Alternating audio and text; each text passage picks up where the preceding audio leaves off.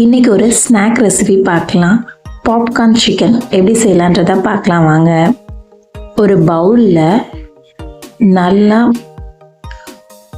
நல்ல போன் இல்லாத சிக்கன் எடுத்து நல்லா சின்ன சின்ன பீசஸாக கட் பண்ணி போட்டுக்கலாம். 1/4 ஸ்பூன் மஞ்சத்தூள், 1/2 ஸ்பூன் இஞ்சி பூண்டு பேஸ்ட், 1/2 ஸ்பூன் பெப்பர், 1/2 ஸ்பூன் மிளகாய்த்தூள், தேவையான அளவு உப்பு சேர்த்துட்டு நல்லா மேக்னேட் பண்ணி ஒரு 1 ஹவருக்கு ரெஸ்ட் விட்டுடலாம். ஒரு பிளேட்டில் 4 ஸ்பூன் கார்ன்ஸ்டார்ச் மாவு எடுத்துட்டு அதில் 1/2 ஸ்பூன் பெப்பர் போட்டுக்கலாம். பெப்பர் போட்டுட்டு இதுக்கு தேவையான அளவு உப்பு போட்டு நல்லா கலந்துக்கலாம். நல்லா கலந்து விட்டதுக்கப்புறமேட்டு இன்னொரு பவுலில் எடுத்து அதில் நம்ம ஐஸ் க்யூப் சேர்த்துக்கலாம். ஐஸ் க்யூப் சேர்த்துட்டு ரெண்டையும் ஒன்றா வச்சுட்டதுக்கப்புறமேட்டு நம்ம ஆல்ரெடி மேக்னேட் பண்ணி வச்சுருக்க சிக்கன் எடுத்துக்கலாம். நல்லா சிக்கன் மேக்னேட் ஆகியிருக்கணும்.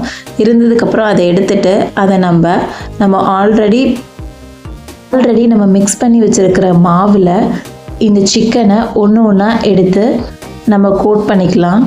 நல்லா பைண்ட் பண்ண விட்டுக்கலாம்.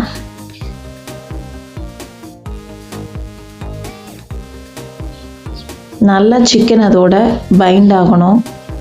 நல்லா உதறி விட்டு நீங்கள் பைண்ட் பண்ணிக்கோங்க. ரொம்ப மாவாகவும் இருக்கக்கூடாது. அதுக்கப்புறம் அதுலேருந்து எடுத்துட்டு நம்ம ஆல்ரெடி வச்சுருக்கிற ஐஸ் க்யூப்பில் அந்த சிக்கன் எடுத்து ஒரு பீசஸாக அதில் நம்ம போட்டுக்கலாம்.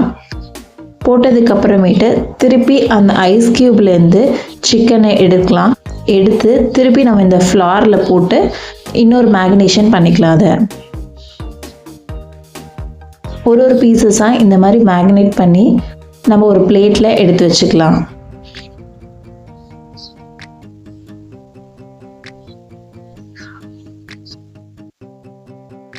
ஒரு பேனில் ஆயிலை ஹீட் பண்ணதுக்கப்புறமேட்டு நம்ம மேக்னேட் பண்ணி வச்சுருக்க சிக்கனை ஒன்று ஆட் பண்ணிக்கலாம். நல்லா மீடியம் ஃப்ளேமில் வச்சு இதை பொரித்து எடுத்துக்கலாம். நல்லா கோல்டன் ப்ரௌன் ஆகிற வரைக்கும் ஃப்ரை பண்ணி எடுத்துக்கலாம்.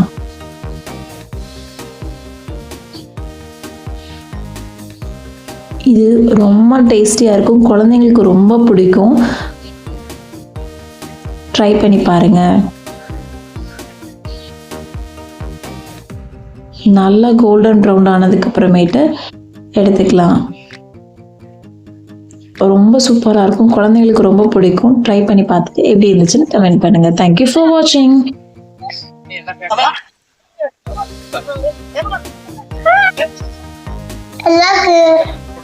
நல்லா இருக்கா?